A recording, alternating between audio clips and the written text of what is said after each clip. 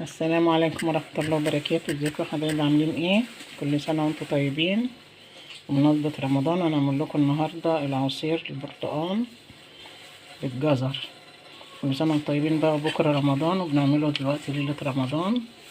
هو كل مرة بنعمله بنسلق الاول الجزر، بعد كده نضربه في الخلاط، وبعد كده نخلطهم على بعض مع العصير. النهاردة طريقة جديدة وسهلة، قلت شفتها اعملها لكم. دوت نص كيلو جزر على 2 كيلو برتقال. انا غسلته وقشرته وبشرته، ودوت البرتقال غسلته وقشرته وقطعته كده قطع، ولو في بذر عشان ده بلدي طلعت البذرة منه. هنعمل اول حاجة كده هنحط في الخلاط كده الجزر.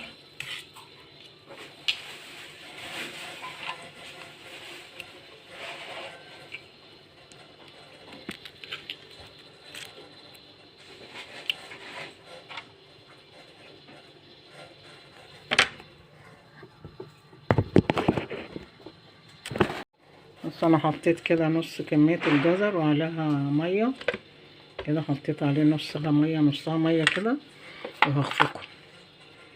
بعد كده هنشوف هنعمل ايه، خليكم معايا. بصوا يا حبايبي، هنا انا خفقته اهو بالمية، ورحت حاطه شويه من البرتقال المقطع عليه، وخفقته تاني وهصفيه دلوقتي بالمصفى دلوقتي. بعد كده هنشوف هنعمل الباقي، وهحط عليه سكر وانا بخفقه.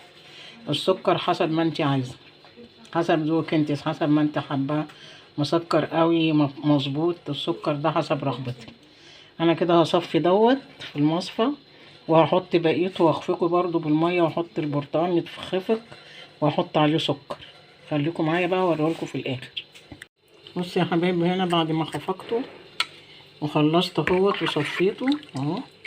بص عمل ازاي. حطيت عليه ايه بقى، وحطيت عليه السكر وحليته بس الحلاوه اللي انت عايزاها حسب ذوقك انت. حطيت عليه كيس تانك اهوت، وحطيت عليه عصره ليمونه بحالها. عصرت ليمونه طبعا، صفيتها من القش من التفل ومن البذر، وحطيت عليها ربع معلقه ملح ليمون.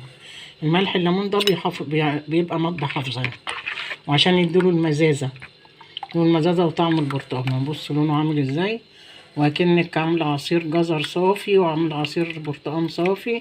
فوائده فيه ما سلقناش ما عملناش، سهل جدا. هعبيه في الازايز بقى واوريهولكم بعد ما نعبيه في الازايز.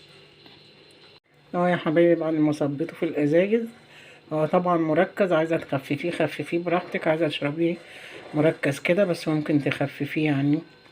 تحط نص الكوبايه او نص الكاس، ونص ميه متلجه او تلج، ونص كده ونص كده. هو بص قدامكم، هو عمل التلات ازاز دول ما شاء الله، رمى كتير. وبألف هنا وشفا. يلا جربوه، قولوا لي رايكم ايه. طعمه تحفه وطعمه جميل بالمكونات اللي انا حطيتها عليه. جربوه قولوا لي رايكم. وكل سنه وانتم طيبين، وبحبكم في الله، وجزاكم الله كل خير. متنسونيش في لايك وشير وتفعلوا الجرس عشان يوصل لكم كل جديد. والسلام عليكم ورحمة الله وبركاته.